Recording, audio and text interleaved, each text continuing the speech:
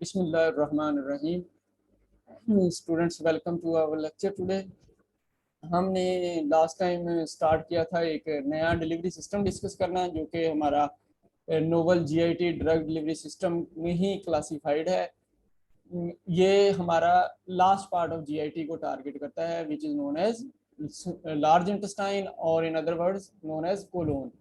तो colon targeted drug delivery system हमने discuss किया था। हमने थोड़ा सा इंट्रोडक्शन लिया कि कोलोन टारगेटेड हमने क्यों बनाना, या कोलोन क्या है, कोलोन तक हमने ड्रग किन को लेके जाना है। फॉर एग्जांपल हमने कहा जी कि हमने ऐसी ड्रग्स को कोलोन तक रीच करवाना है जो ड्रग्स बाईपास, जो ड्रग लिवर हेपेटिक मेटाबॉलिज्म से मेटाबोलाइज हो जाती है, वो एसिड में डिग्रेड कर देती है, या वो इरिटेटिंग है इन द स्टमक और स्मॉल इंटेस्टाइन, या वो टॉक्सिन है। तो ऐसी किसी भी कंडीशन में जो ड्रग है वो हम उसको कोलोन तक ले जाते हैं ताकि ओरल डिलीवरी पॉसिबल हो। तो कोलोन में डिफरेंट साइट्स हैं जिसकी जहाँ से एब्जॉर्प्शन होती है। तो जो असेंडिंग कोलोन है वो एक तकरीबन 6 पीएच के राउंड अबाउट 5.7 पीएच के राउंड अबाउट उसकी पीएच होती है।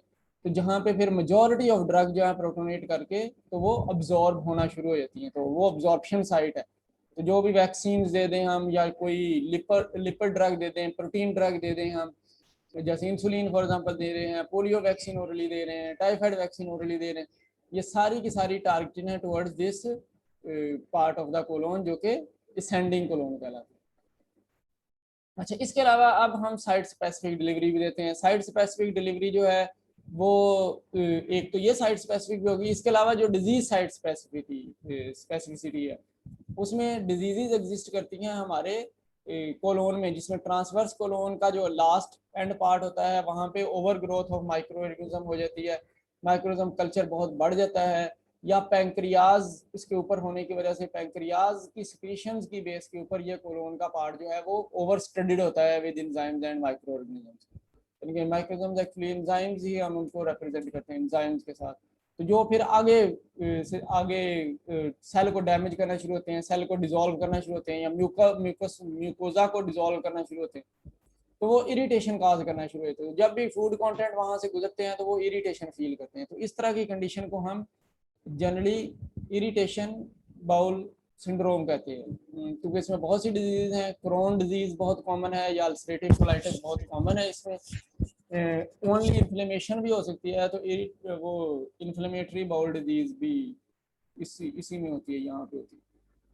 अच्छा, अगर हम थोड़ा सा आगे चलें तो अगर किसी में पेशेंट में इन्फ्लेमेटरी बाउल डिजीज भी है, आईबीएस आईबीडी भी है, तो फिर भी वो लीड कर देती है ओवर ग्रोथ ऑफ माइक्रोविल्ला, जो कि एक्चुअली अनकंट्रोल्ड हो जाते हैं बाज़-औक़ात, हर दफ़ा नहीं, बाज़-औक़ात फिर अनकंट्रोल्ड हो जाते हैं। तो बहुत से पेशेंट में ऐसे देखा है कि अनकंट्रोल्ड हो गए हैं, और जिसकी वजह से उनमें फिर एक कंडीशन डेवलप हो गई है जो कि प्रोलिफरेटेड स्टेज है, और जो लास्ट पार्ट हमारा डिसेंडिंग पार्ट ऑफ कोलोन है उसके अंदर कंजक्शन होने शुरू हो गई है, या उनके अंदर आपकी ड्रग क्लॉग हो गई है, जो भी आपकी फूड पार्टिकल्स हैं, और कॉन्स्टिपेटिव रिस्पॉन्स बहुत ज़्यादा आना शुरू हो गया, जिसकी वजह से वो वहाँ पे एक कंडीशन डेवलप होती रहती है और वो अल्टीमेटली लीड कर लेती है कोलोन कैंसर में। तो हम ड्रग को यहाँ पे भी किसी ड्रग को रीच करवाना चाहते हैं, तो वो क्योंकि सिस्टमिक सर्कुलेशन से नहीं आती, वो बहुत कम आती है, यहाँ पे टाइम ऑफ कांटेक्ट बहुत कम होता है, और अगर ड्रग रिलीज ही यहाँ पे करे तो वो सारी की सारी इस एरिया में इन कांटेक्ट रहेगी जितनी देर तक वो वहाँ पे प्रेजेंट रहेगी। तो इसलिए कोलोन से इसको टारगेट करना ज़्यादा इजी है, डोज कम की जा सकती है, और हम जल्दी डिलीवरी भी अचीव कर सकते हैं। साइड इफ़ेक्ट्स भी हम कंट्रोल कर सकते हैं, जो कि ज़्यादातर हमारे ग्लूकोकॉर्टिकॉइड्स को एडमिनिस्टर करने के साइड इफ़ेक्ट्स होते हैं, उनको भी हम कंट्रोल कर सकते हैं। अच्छा, तो उसके बाद हमने स्टार्ट की हैं अप्रोचेज जो कि site specific drug delivery system के कोलोन के लिए यूज़ होती हैं। उनमें से फिर दो तरह की अप्रोचेज यूज़ होती हैं। एक अप्रोच जिसको फिर हम प्राइमरी अप्रोच कहते हैं, और दूसरी अप्रोच जिनको हम नोवल अप्रोच कहते हैं। तो प्राइमरी अप्रोच वो सारी अप्रोचेज हैं जो कि पहले से डिज़ाइंड हैं according to anatomy physiology of the colon. Colon में क्या चीज़ एग्जिस्ट करती है जिससे हम इंटरेक्ट करवाएं अपने सिस्टम को, अपनी ड्रग को, तो फिर वो कोलोन टारगेटेड हो सकता है। और ऐसी कौन सी चीज़ है जो कि स्टमक में इंटरफेयर करने से रोकती है या स्मॉल इंटेस्टाइन इंटरफेयर करने से रोकती है, वो उसमें उसका पार्ट बना दे। तो ये जो अप्रोचेज हैं इनको हम प्राइमरी अप्रोचेज कहते हैं, यानी कि बेसिक अप्रोचेज हैं। इनमें प्राइमरी अप्रोचेज में हम डायरेक्ट जीआईटी की कंडीशन को नोट करके तो उसके हिसाब से डिलीवरी सिस्टम में आते हैं। तो उसमें एक टेक्निक जो है सबसे पहले और सबसे मशहूर जो टेक्निक है यूज होती है for colon targeted delivery system, इतनी स्पेसिफिक नहीं है, नॉन स्पेसिफिक है क्योंकि पीएच कोई इतनी स्पेसिफिक नहीं होती। तो pH sensitive polymer coated drug delivery system कहलाता है टू कोलोन। ये वेरी स्पेसिफिक नहीं है क्योंकि पीएच जो है वो वास्टली डिफरेंट नहीं है from colon and small intestine में कह लें और कोलोन में कह लें, तो इनमें कोई ज़्यादा डिफरेंस नहीं होता। तो जिस वजह से डिलीवरी फेलियर भी हो जाता है, स्मॉल इंटेस्टाइन में ही ड्रग रिलीज करने लग जाती है। तो बहुत एसिडिक पीएच होती है हमारे स्टमक की और फिर बेसिक पीएच होती है हमारे स्मॉल इंटेस्टाइन की। लेकिन फर्स्ट पार्ट में ड्यूडेनम और जिजनम में पीएच जो है वो 6.5 के पास भी रहती है। तो जो पीएच हमारी एक्चुअली हमारी असेंडिंग कोलोन में होती है उससे पहले सीकम के में होती है उतनी वही 6.5 होती है। तो फिर असेंडिंग कोलोन की पीएच जो है वो 5.7 तक होती है, ideal for absorbance of proteins and peptides. फिर पीएच ऑफ ट्रांसवर्स कोलोन जो है वो 6.8 तक होती है और पीएच ऑफ डिसेंडिंग कोलोन जो है वो न्यूट्रल होती है, 7 होती है। तो इन बेस पे अगर हम एक डिलीवरी सिस्टम बनाएं जिसमें हम पॉलीमर, इस तरह के पॉलीमर से आप कोट कर दें अपने ड्रग सब्सटेंस को जो कि pH dependent drug release show करता है, पीएच डिपेंडेंट स्वेलिंग करता है और पीएच डिपेंडेंट ही ड्रग रिलीज काज करता है। तो अगर मैं कहूं कि मैंने टारगेट करना है फर्स्ट पार्ट जो कि हमारा असेंडिंग कोलोन है, तो असेंडिंग कोलोन में पीएच 5.7 है। तो कार्बोहाइड्रेट पॉलीमर्स जो हमारे पास हैं जैसे काइटोसान है, डेक्स्ट्रान है, ये एक्चुअली सॉल्युबल होते हैं at acid with pH of 5.4 to 5.7, ये सॉल्युबल हो जाते हैं यहाँ पे। तो अगर मैं एक डिलीवरी सिस्टम बना रहा हूँ इस तरह के मटेरियल से, काइटोसन से, लेकिन ये इसका प्रॉब्लम ये है कि ये स्वेल भी कर जाते हैं जब ये पीएच 1 या 2 या 3 या 4 पे होते हैं, तो ये स्वेल करते हैं, स्वेल करके साइज गेन करते हैं और ये म्यूकोडिसिव होता है और ये अटैच भी कर जाते हैं टू द स्टमक म्यूकोजा। तो इस प्रॉब्लम को कंट्रोल करने के लिए एक और पॉलीमर हमें चाहिए होगा, यानी कि हम उसकी एंटायरी कोटिंग भी करेंगे। तो अगर हम डिलीवरी सिस्टम बना लें with chitosan based drug delivery, chitosan के साथ बना लें और फिर हम उसके ऊपर एक और पीएच डिपेंडेंट पॉलीमर का कोट कर दें, वो पीएच डिपेंडेंट जो है वो एंटेरिक कोटेड टैबलेट होगी, एंटेरिक कोटेड मटेरियल होगा, यानी कि वो स्टमक के अंदर कोई इफेक्ट नहीं करता और वो जब स्मॉल इंटेस्टाइन में जाता है तो वहां पे वो डिसॉल्व कर देता है। अब स्मॉल इंटेस्टाइन में 5.7 तो पीएच नहीं आनी, तो इसका मतलब है वहां तो ज्यादा ही रहनी है। बेसिक तो बेसिक में ये सॉल्युबल भी नहीं है और स्वेलिंग भी नहीं करता काइटोसन। तो काइटोसन जब 5.7 पे पहुंचेगा उस वक्त ये डिसॉल्व कर देगा और ड्रग को रिलीज कर देगा। तो इस तरह हम ड्रग को रिलीज करवा सकते हैं एट स्पेसिफिक पॉइंट जब हम उसके साथ करते हैं। तो हम अगर ये पीएच डिपेंडेंट पॉलीमर हम ले लें और उससे हम ड्रग को कोट कर दें, पीएच डिपेंडेंट पॉलीमर जो है वो इसका मतलब है कि अगर हमने आइडियली ऐसा पॉलीमर लिया है जो कि पीएच 5.7 के ऊपर या 5.4 के ऊपर रिलीज करता है, उस वो तो फिर बेनिफिशियल है कि हम उसको स्टमक से प्रिवेंट कर लें कि हम उसकी कोटिंग कर लें एंटेरिक कोट। लेकिन अगर हमने कोई पॉलीमर ऐसा डिफरेंट लिया है जिसकी पीएच 6.4 पे भी वो डिसॉल्व करने की कैपेबिलिटी रखता है, 6.8 पे भी वो डिसॉल्व करने की कैपेबिलिटी रखता है, तो फिर जब स्मॉल इंटेस्टाइन में उसका कोट उतर जाएगा तो उसकी साइट स्पेसिफिसिटी लॉस हो जाएगी, यानी कि वो वहीं पे ही ड्रग रिलीज करना शुरू हो जाएगा, वहीं पे सोलबलाइज होना शुरू हो जाएगा। और थोड़ा सा भी सोलबलाइज हो गया तो उसमें से ड्रग जो है वो बाहर आ जाएगी। अगर वो 30-40% सोलबलाइज हो गया तो 40% ड्रग जाया होने के चांसेस हो जाएंगे, तो वहां पे आ जाएगी। और वहां पे तो क्योंकि माइक्रोऑर्गेनिज्म एग्जिस्ट करते हैं, एंजाइम एग्जिस्ट करते हैं जो कि उसको मेटाबोलाइज करने के लिए होते हैं, प्रोटीन को मेटाबोलाइज करने के लिए, पेप्टाइड को मेटाबोलाइज करने के लिए, तो वो फिर ड्रग मेटाबोलाइज हो जाती है। अच्छा, दूसरा जो एक और प्रॉब्लम आता है हमारे पीएच सेंसिटिव पॉलीमर कोटेड में, वो ये है कि पीएच जो है वो स्मॉल इंटेस्टाइन से कोलोन तक डिक्रीज कर रही होती है। तो यहाँ पे जब एक डिक्रीज करने में एक लैग टाइम बनना शुरू होता है, क्योंकि ये लैग टाइम शुरू होता है फ्रॉम इलियोसिकल जंक्शन से। इलियोसिकल जंक्शन, इलियम में पीएच 7.5 है, इलियोसिकल जंक्शन से जब गुजर के सीकम में आना शुरू होती है तो सीकम में पीएच 6.4 है। तो ये काफ़ी ज़्यादा पीएच का डिफरेंस है। तो ड्रग जो है या सिस्टम जो है वो हाई पीएच पे काफ़ी देर से स्टे कर रहा है, यानी कि वो तकरीबन 2 घंटे तो हो गए, या 2 या 2.5 घंटे उसको हीलियम के अंदर तो तकरीबन एग्जिस्ट करते हुए हो गए होंगे। तो वो लेंथी लैग टाइम इसको हम कहते हैं कि उस ड्रग को डिलीवर करने के लिए एक लेंथी लैग टाइम चाहिए, क्योंकि हो सकता है टेरिकोट हमारा तो डिजोल्व हो गया वहाँ पे, तो अब वो तो इमीडिएटली अवेलेबल है उस कंडीशन के अंदर। तो जिसकी वजह से वो डिसेंडिंग और वो फिर असेंडिंग कोलोन तक आते हुए, या अगर वो टारगेट किया हुआ है हमने towards the last part of the colon जो कि डिसेंडिंग कोलोन है, तो उसमें चेंजिंग आ जाती है सिस्टम में ड्यू टू हाई पीएच 7.5 होने की वजह से। तो वो फिर चेंजिंग हो जाने की वजह से एट द साइट, अगर वो हमने लास्ट डिसेंडिंग पार्ट के लिए किया हुआ था तो वहाँ पे भी साइट स्पेसिफिसिटी उसकी पुअर हो जाएगी, और अगर हमने उसको फर्स्ट पार्ट में भी किया हुआ था उसके लिए भी, या ट्रांसवर्स में किया था उसमें भी उसकी साइट स्पेसिफिसिटी पुअर होना शुरू हो जाती है। तो इस तरह के प्रॉब्लम है हमारे pH sensitive coated drug delivery system के। तो इसको इसलिए हम नॉट अ वेरी स्पेसिफिक या साइट स्पेसिफिक डिलीवरी कहते हैं, हम इसको जनरली कहते हैं कि ये नॉन स्पेसिफिक है, बट 60% तक ड्रग को रीच कराने की कैपेबिलिटी रखता है towards to the site of action और अब्जॉर्प्शन। अच्छा, इसके अलावा फिर हम जो अप्रोच करते हैं प्राइमरी अप्रोचेज में से, वो दूसरी है जिसको हम delayed release drug delivery to colon कहते हैं, यानी कि हमने ये sustained control drug delivery system में ही एक टाइप पड़ी हुई है जिसको हम डिलेड रिलीज कहते हैं। डिलेड रिलीज, दो तरह के डिलेड रिलीज है। डिलेड रिलीज एक जो है वो टाइम कंट्रोल्ड या controlled release drug delivery system है, और एक जो है वो एक टाइम के बाद ड्रग सारी की सारी कंट्रोल्ड नहीं है, वो एक तरह का time based drug release system है कि उसने एक टाइम के बाद सारी की सारी ड्रग रिलीज कर देनी है। तो डिलेड इन दोनों मतलब में आता है, या तो वो कंट्रोल रिलीज में आता है या फिर वो टाइम कंट्रोल रिलीज में आता है कि एक टाइम के ऊपर उसने सारी सारी ड्रग रिलीज कर देनी है।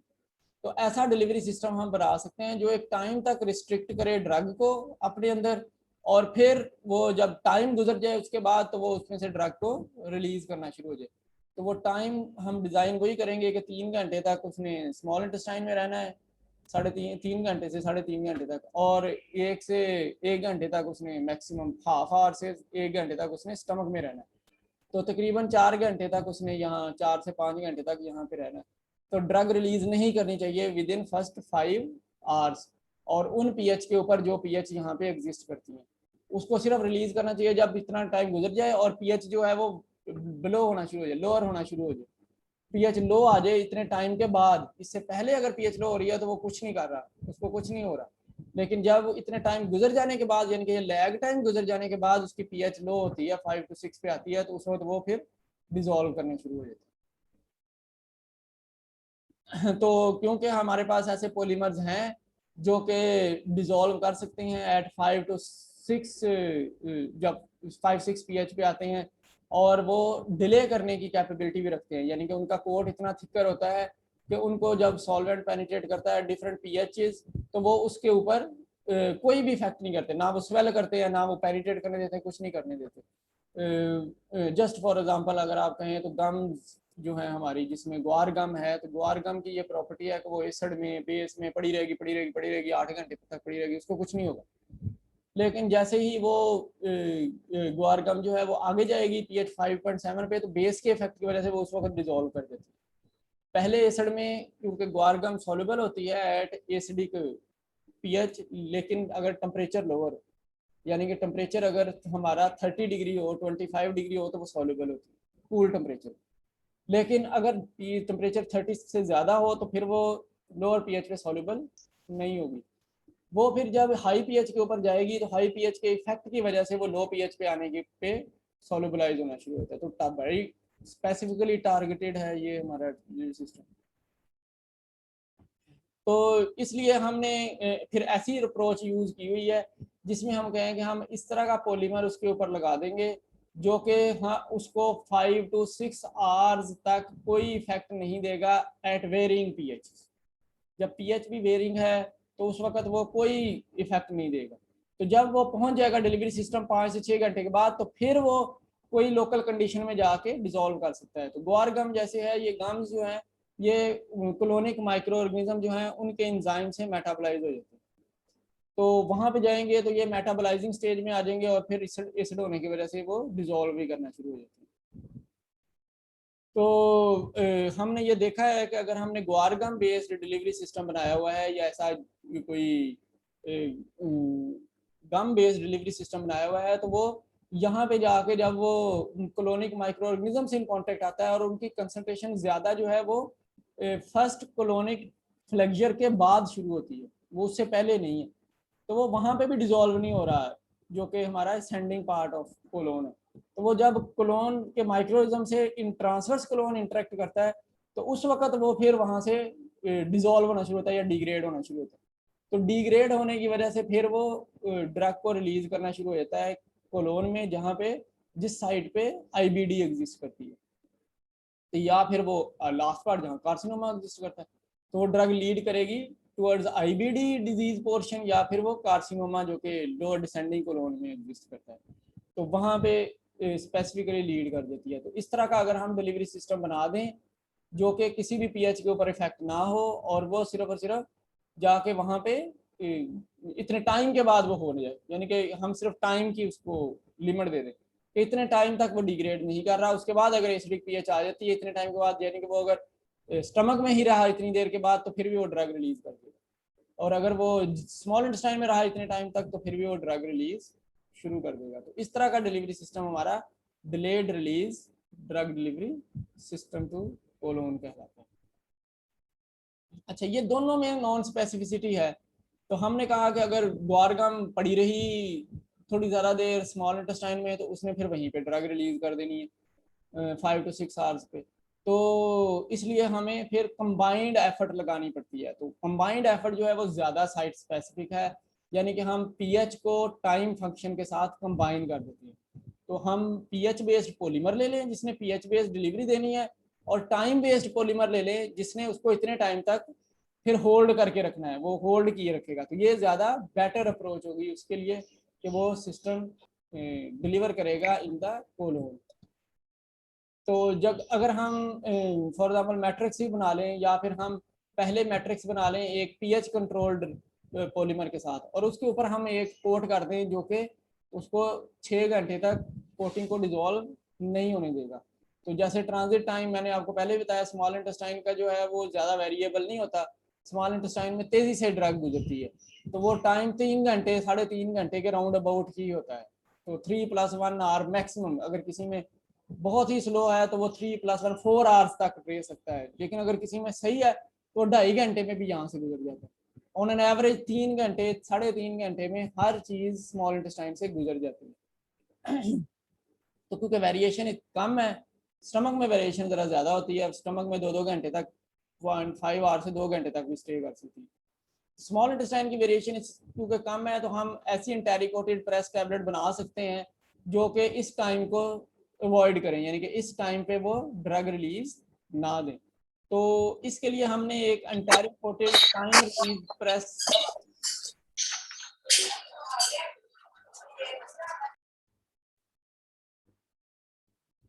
इसके लिए हमने एक enteric coated time release tablet बनाई हुई है, जो कि enteric coated time release press coated tablet कहलाती है। एंटारी कोटेड और टाइम रिलीज प्रेस टैबलेट कहलाती है। 2 दफा कोटेड लिखा है, तो enteric time release press coated tablet ETP के नाम से कहा जाता है। ये 3 यानी कि इसके टोटल 3 कंपोनेंट होंगे। एक सबसे पहले सेंट्रल कोर होगा जिसमें ड्रग होगी जो कि इमीडिएटली रिलीज कर सकती है, उसका कोई पॉलीमर के साथ कोई ब्लेंड नहीं बनाया हुआ हमने। तो उसके ऊपर हमने एक पॉलीमर को कोट किया हुआ है जो कि स्वेलेबल हाइड्रोफिलिक हाइड्रोफोबिक पॉलीमर है, जैसे हाइड्रोक्सी प्रोपाइल सेलुलोज है, हाइड्रोक्सी प्रोपाइल मिथाइल सेलुलोज है।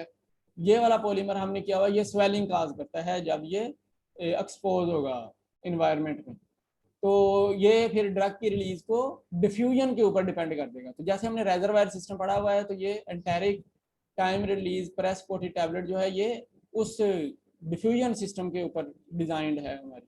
कि सेंट्रल एक हमारा रेजर्वायर है, वो ड्रग है कोर, उसके ऊपर फिर एक स्वेलेबल हाइड्रोफोबिक पॉलीमर का कोट किया हुआ है। तो स्वेलेबल हाइड्रोफोबिक पॉलीमर जो है वो उस वक्त एक्सपोज होगा जब उसके ऊपर एक और जो थर्ड कंपोनेंट हमने कोट किया हुआ है वो एक्सपोज होगा, वो डिग्रेड करेगा। तो वो जो थर्ड कंपोनेंट है वो एसिड रेजिस्टेंट कंपोनेंट है जो कि उसके ऊपर हमने कोट किया हुआ है। तो एसिड रेजिस्टेंट कंपोनेंट जो है वो उसको स्टमक की कंडीशन से बचाएगा, ड्यूडेनम और जिजनम की कंडीशन से बचाएगा। तो ड्रग रिलीज, वो जो एंटेरिक कोट है, टाइम रिलीज फंक्शन है, वो उसको नहीं डिसॉल्व होने देगा जब तक वो जिजनम में नहीं चला जाता, इलियम में, जिजनम से इलियम में नहीं चला जाता। तो जब वो इलियम में जाएगा तो इलियम में जाके वो जो कोटिंग है वो वहां से डिसॉल्व हो जाएगी। तो इलियम में पीएच 7.5 होती है, तो ये जो हमारा हाइड्रोफोबिक पॉलीमर है ये कुछ भी नहीं करता वहां, तो ये वैसे ही पड़ा रहता है। तो जब ये फिर पीएच लोअर पे जाता है, पीएच आगे सीकम में पहुंचता है, सीकम से आगे स्मॉल वो अपर पार्ट में जो कि सैंडिंग कोलोन है उसमें जाता है, तो पीएच कम होने की वजह से ये स्वेल करना शुरू होता है। तो सेलुलोज है, क्योंकि सेलुलोज एसिड में स्वेलेबल होता है, वाटर सॉल्युबल नहीं है, ये हाई टेम्परेचर के ऊपर सॉल्युबल होता है सेलुलोज जो है, या फिर लो टेम्परेचर पे एसिड में सॉल्युबल होता है। तो जब एक हाई टेम्परेचर यानी कि 37 डिग्री सेंटीग्रेड पे ये पहुंचता है एसिडिक कंडीशन में, तो वहां पे ये स्वेल करना शुरू हो जाता है। तो स्वेल करके एक साइज ले लेता है।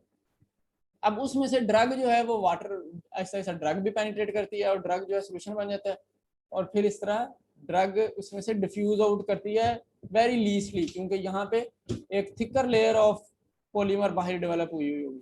ये जैसे ही आगे मूव करेगा टुवर्ड्स द लोअर पीएच, वहां पे जाके ये जो एचपीसी है फॉर एग्जांपल हमारी लेयर, ये ज्यादा पोरस होती जाएगी, ये इसकी प्रॉक्सिमिटी जो कम्प्लेक्सिटी है वो कम होती जाएगी, जिसकी वजह से इसमें से ड्रग रिलीज थोड़ी सी इंक्रीज हो जाएगी।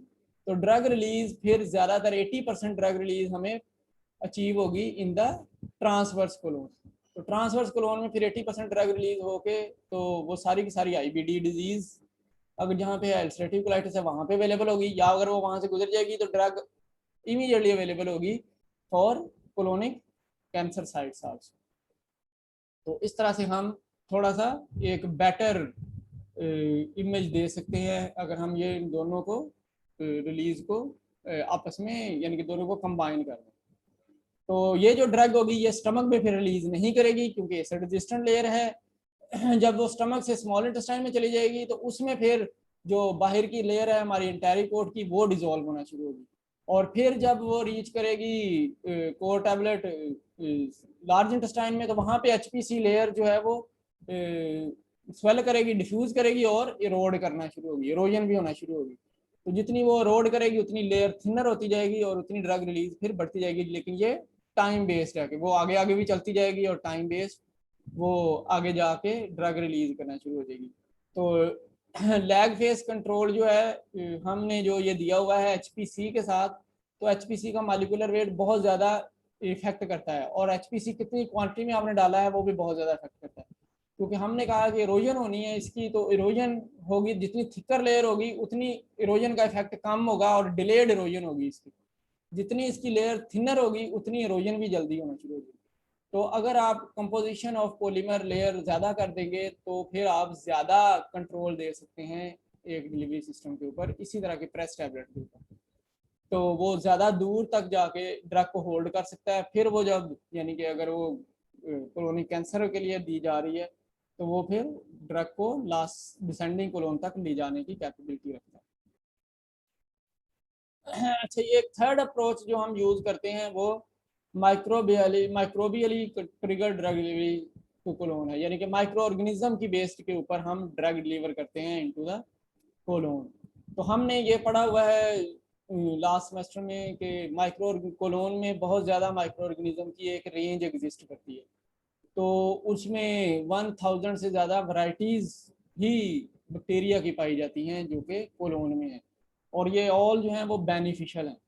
तो अगर हम माइक्रोफ्लोरा का हिसाब लगाएं कोलोन का, तो कोलोन का 1 ml का सैंपल लें आप, तो 1 ml को आप ग्रो करवाएं मीडिया के ऊपर, तो आपको 1011 से 1012 कॉलोनी फॉर्मिंग यूनिट बन जाते हैं। 1 ml सैंपल से फ्रॉम द कोलोन। तो ये इतना high quantity of micro organism है जो कि कोलोन में एग्जिस्ट करते हैं। तो ये ज़्यादातर जो है वो एनारोबिक बैक्टीरिया हैं, यानी कि ये बैक्टीरिया की क्लास है, वायरसेस फंगसेस इस तरह की क्लास नहीं है, और वो भी ज़्यादातर एनारोबिक है, एरोबिक बैक्टीरिया नहीं है। तो इनमें सबसे ज़्यादा जो है वो आपके एंटेरोकोकाई होते हैं, या यू बैक्टीरिया होते हैं, क्लोस्ट्रीडिया होते हैं। इसके अलावा जो है वो बैक्टीरियोइड्स, बेफिडो बैक्टीरिया, या आपका रूमिनोकोकस, इस तरह के बैक्टीरिया जो है ये भी अबंडेंटली पाए जाते हैं। तो इनकी बेस के ऊपर हम डिलीवरी दे सकते हैं, यानी कि ये माइक्रो ऑर्गेनिज्म जो हैं अगर ये हमारे पॉलीमर को डिग्रेड करने की कैपेबिलिटी रखते हैं, या हमारी ड्रग अगर प्रो ड्रग है तो उसको डिग्रेड करने की कैपेबिलिटी रखते हैं, तो फिर हम इस तरह का डिलीवरी सिस्टम बना सकते हैं। अच्छा, ये माइक्रो ऑर्गेनिज्म करते क्या है वहाँ पे? माइक्रो ऑर्गेनिज्म का काम ये होता है कि माइक्रो ऑर्गेनिज्म ने मेटाबोलाइज करते रहना या फर्मेंट करते रहना, इनकी फर्मेंटेशन होती रहती है, या कॉन्टेंट्स जो वहाँ पे आते हैं उनकी ये फर्मेंटेशन करवाते रहते हैं। तो ये फर्मेंट करने के बाद डिफरेंट सबस्ट्रेट्स के ऊपर फर्मेंट करने से उससे एनर्जी निकाल लेते हैं। वो एनर्जी को यूज करके ये खुद प्रोपेगेट करते रहते हैं, ये खुद बढ़ते रहते हैं, और जब डेथ होती है आधे मर जाते हैं और नए बन जाते हैं। तो बनते ही रहते हैं, ज़्यादा से ज़्यादा ये डेवलप होते रहते हैं, क्योंकि यहाँ पे हर वक्त सबस्ट्रेट अवेलेबल होता है जो कि डाइजेस्ट नहीं हुआ इन द प्रीवियसली स्टमक में, स्मॉल इंटेस्टाइन में, तो वो यहाँ पे मूव करता है। तो मेनली क्या चीज़ अनडाइजेस्ट रहती है? वो सेक्राइड्स रहते हैं, जो कि ट्राइसेक्राइड्स या पॉलीसेक्राइड्स होते हैं। डाइसेक्राइड्स भी, मोनोसेक्राइड जो है वो हो जाते हैं। मैंने जैसे काइटोसन का आपको बताया था, तो काइटोसन जो है वो डाइसेक्राइड है। डाइसेक्राइड से अब तो हमारा पॉलीसेक्राइड है, तो वो पॉलीसेक्राइड है, तो वो वहाँ पे डिजोल्व नहीं करने की कैपेबिलिटी रखता, तो इसलिए वो वहाँ पे मेटाबोलाइज भी नहीं होते। तो वो डाइसेक्राइड, ट्राइसेक्राइड्स जितने भी होते हैं हमारे, ये सारे के सारे स्मॉल इंटेस्टाइन से लार्ज इंटेस्टाइन में एज सच अनडाइजेस्टेड फेंक दिए जाते हैं। तो फिर ये इन जो हमारे पॉलीसेक्राइड्स हैं या ट्राइसेक्राइड्स हैं, इनके ऊपर ये माइक्रो ऑर्गेनिज्म जो इनको सबस्ट्रेट के तौर पे यूज करते हैं, और सबस्ट्रेट के तौर पे यूज करके अपनी एनर्जी नीड्स बनाते हैं, और इन रिस्पॉन्स ये उसमें एंजाइम्स क्रिएट करते हैं। जैसे ही ये उसको फर्मेंट करने की कोशिश करते हैं तो उसमें एंजाइम्स क्रिएट करते हैं। तो वो जो फर्मेंटेशन के लिए माइक्रोफ्लोरा एक बहुत ज़्यादा एंजाइम्स क्रिएट करता है, वो ग्लूकुरोनाइडेज या जाइलोसाइडेज, ये ज़्यादा कॉमन है। नाइट्रो रिडक्टेज बहुत कॉमन है, या यूरिया हाइड्रोक्सिलेज बहुत ज़्यादा कॉमन है। इसके अलावा अमाइंस को करने के लिए डी अमाइनेज दिया जाता है। ग्लैक्टोजन को करने के लिए ये ग्लैक्टोसाइडेज यहाँ पे आते हैं। ग्लूकुरोनाइड जो भी बनाने होते हैं, ग्लूकुरोनाइड डेज उनसे बनते हैं। तो शुगर्स को करने के लिए रेबिनो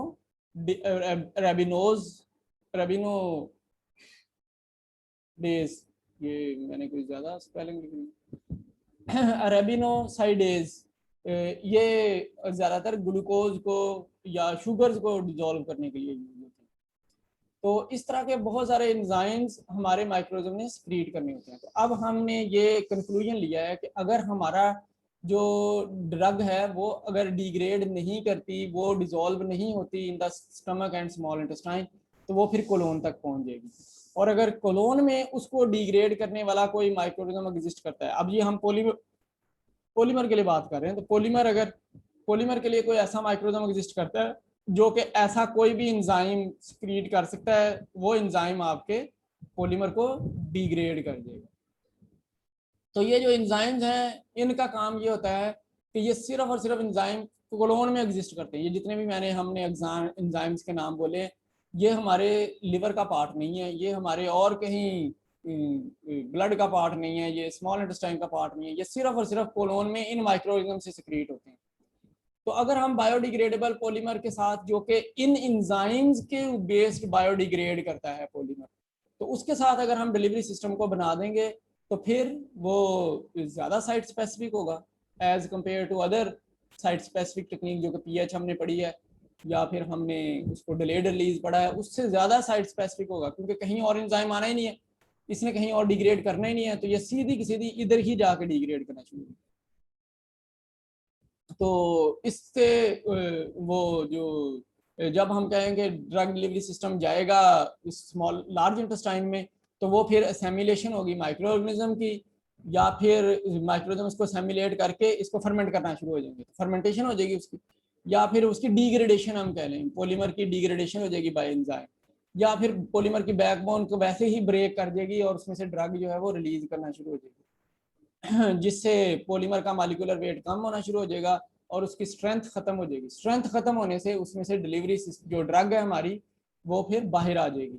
तो ड्रग वहीं पे रिलीज हो जाएगी जहाँ पे ये माइक्रो ऑर्गेनिज्म जिससे उसने या जो वो एंजाइम जिससे उसने डिग्रेड करना है वहाँ पे वो रीच कर गया है। तो जैसे ही वो रीच करेगा तो उस वक्त उसके डिग्रेड करने से ड्रग वहाँ से रिलीज हो जाएगी या ड्रग वहाँ से बाहर आ जाएगी, तो वो ड्रग डिलीवर हो जाएगी। तो नॉर्मली क्योंकि मैंने आपको पहले बताया कि जो माइक्रो ऑर्गेनिज्म है वो आपके स्टार्ट होते हैं फ्रॉम ट्रांसवर्स कोलोन। तो कोलोनिक माइक्रोऑर्गेनिज्म ज़्यादातर ट्रांसवर्स कोलोन में और डिसेंडिंग कोलोन में है। तो ड्रग डिलीवरी स्पेसिफिकली हो जाती है into transverse colon and descending colon. तो ये ज़्यादा साइट स्पेसिफिक डिलीवरी। अच्छा, अब इसमें हमने कहा कि एंजाइमेटिकली वे जो अप्रोचेज यूज होती हैं, जैसे मैंने आपको अभी पॉलीमर का बताया, तो इनमें फिर हमने फर्दर डिवाइड किया है।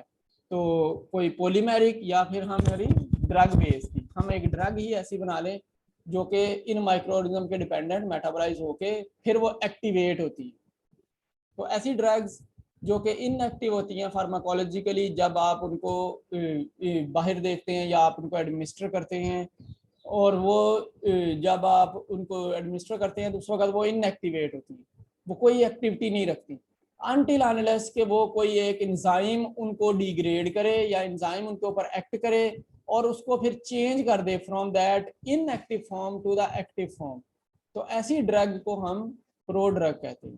तो ये फार्माकोलॉजिकली इनएक्टिव डेरिवेटिव होगा फिर किसी भी एक पोटेंट ड्रग सब्सटेंस का या पेरेंट ड्रग सब्सटेंस का, जो कि एक्चुअली कोई एंजाइम रिक्वायर करता है for transformation into a active drug. तो जब वो एक्टिव ड्रग में ट्रांसफॉर्म करेगी तो फिर वो ड्रग जो है अवेलेबल होगी फॉर अब्जॉर्प्शन। तो प्रो ड्रग हमने डिज़ाइन फिर की हुई है वो इसी बेस के ऊपर कि वो फिर नहीं डिग्रेड करेगी या हाइड्रोलाइज नहीं होगी in the upper part of GIT. कोई उनका एंजाइमेटिक हाइड्रोलिसिस नहीं होगा in the small intestine, only उनका एंजाइमेटिक हाइड्रोलिसिस होगा जब वो कोलोन में रीच करेंगे और फिर वो एक्टिव ड्रग में ड्रग कैरियर से एक्टिव ड्रग मॉइटी में कन्वर्ट हो जाएंगे और वो एक्टिव ड्रग मॉइटी वहाँ पे एक्ट करेगी। तो ये हमने कहा है कि ड्रग्स जो हैं यहाँ पे जो बैक्टीरिया होते हैं उनमें एजो रिडक्टेज एंजाइम होता है। एजो रिडक्टेज एंजाइम और कहीं नहीं है बॉडी में, सिर्फ यही bacteria azo reductase enzyme secrete करते हैं। तो अगर हम अपनी ड्रग जो कि प्रो ड्रग हमने बनाई है वो दो ड्रग्स को हम मिक्स कर लेते हैं नॉर्मली प्रो ड्रग बनाने के लिए। तो दो ड्रग्स जो हमने दोनों एक्टिव ड्रग्स होती हैं या फिर वो एक एक्टिव ड्रग होती है और एक उसका कैरियर बन जाता है। तो अगर हमने उनको आपस में लिंक कर दिया है by azo groups, azo linkages से, तो वो फिर जाके यहीं पे सिर्फ डिग्रेड करेगा। तो एजो लिंकेज जो है वो काफ़ी डिफिकल्ट होती है डेवलप करना ड्रग्स के दरमियान, तो वो ड्रग्स को डिग्रेड करने की कोशिश हो जाती है। ड्रग के ऊपर इतना फंक्शनल ग्रुप अवेलेबल नहीं होता कि आप उसको एजो बॉन्ड उसके अंदर बना सकें। तो फिर हमने कुछ और लिंकेजेस भी डेवलप की हुई हैं जो कि फिर इन्हीं बैक्टीरियल हाइड्रोलिसिस से ससेप्टेबल होती हैं जो कि कोलोन में एग्जिस्ट करती हैं। तो इनमें हमने कहा है कि हम अगर हाइड्रोफोबिक मॉइटीज जो कि अमाइनो एसिड की होती हैं या ग्लूकुरोनिक एसिड की होती हैं, ग्लूकोज की होती हैं, ग्लैक्टोज की होती हैं, सेलुलोज की होती हैं, अगर इनको हम यूज़ कर लें तो ये भी बैक्टीरियल हाइड्रोलाइज होने की कैपेबिलिटी रखते होते हैं। तो ये भी बैक्टीरियली हाइड्रोलाइज हो सकते हैं। तो ऐसे पॉलीमर्स के साथ हम कर देते हैं। ऐसे पॉलीमर्स को हम क्लासीफाई करते हैं इन एजो पॉलीमेरिक प्रोड्रग। तो नॉर्मली हमने कहा जी दो ड्रग्स को हम अगर कंबाइन करें, यानी कि फॉर एग्जांपल हमने सल्फासेलाजीन में एक ड्रग साथ में मिला दी जो 5AS से मिला दी, तो उसने सल्फासेलाजीन ने 5AS से डिलीवर करनी है, तो सल्फासेलाजीन डिमिनिश हो जाती है क्योंकि वो एंजाइमेटिक रिएक्शन होता है, सल्फासेलाजीन खत्म हो जाती है, एक मालिक्यूल 5AS से का। फिर हमने इसको बढ़ा लिया, हमने दो 5AS के मालिक्यूल जोड़ लिए एसिटाइल सैलिसाइलिक एसिड, तो 5AS के दो मालिक्यूल जोड़ लिए तो वो फिर दो डिलीवरी डबल डिलीवरी देना शुरू हो गए उसकी। लेकिन ये उसकी जो एक्टिव फॉर्म है वो कोई इतनी ज़्यादा प्रोडक्टिव नहीं रही, तो इसको फिर हमने कंट्रोल किया बाय एजो पॉलीमेरिक प्रोडक्ट, कि हमने कहा कि हमने एक पॉलीमर को एजो बॉन्ड के साथ ड्रग के साथ मिला दिया। तो जब अगर हम पॉलीमर को ड्रग कैरियर के तौर पे, वहां तो हमने एक ड्रग को ही ड्रग कैरियर के तौर पे लिया और दूसरी ड्रग को उसके साथ लिंक किया। तो अगर हम पॉलीमर्स को एज अ ड्रग कैरियर लें ड्रग डिलीवरी के लिए कोलोन में, तो हम एजो लिंकेज डेवलप करते हैं between a polymer and a drug moiety. तो वो फिर यहीं पे एंजाइम्स की बेस के ऊपर वो यहीं जाके ड्रग को डिलीवर करना शुरू होगी, वो सिर्फ कोलोन में जाके ड्रग डिलीवर करेगी। अच्छा जी, तो इसके लिए बहुत से एजो पॉलीमर हमने एवेल्युएट किए हुए हैं जो कि ड्रग के साथ हम कोट कर देते हैं या ड्रग के साथ हम उसको बॉन्ड बना देते हैं। तो ये एजो रिडक्टेज बॉन्ड्स के साथ फिर एजो रिडक्टेज एंजाइम के साथ डिग्रेड करेंगे। तो पेप्टाइड कैप्सूल का कोट कर देना एजो एरोमेटिक रिंग के साथ वो ड्रग को प्रोटेक्ट कर सकता है स्टमक में और स्मॉल इंटेस्टाइन में, और कोलोन में फिर वो रिड्यूस हो सकता है और ड्रग उसमें से रिलीज कर सकती है। अच्छा, ये एजो रिडक्टेज पॉलीमर। अच्छा, इसके अलावा हमारे पास ऐसे पॉलीमर भी हैं जो कि पॉलीसैकेराइड्स हैं। तो हम पॉलीसैकेराइड्स बेस्ड पॉलीमर से ड्रग को कोट कर देते हैं या उनके साथ उसका बॉन्ड बना देते हैं। तो यहाँ से हम इंशाल्लाह नेक्स्ट टाइम स्टार्ट करेंगे। आज का लेक्चर इतना ही है। जज़ाकल्लाह, अल्लाह हाफिज़।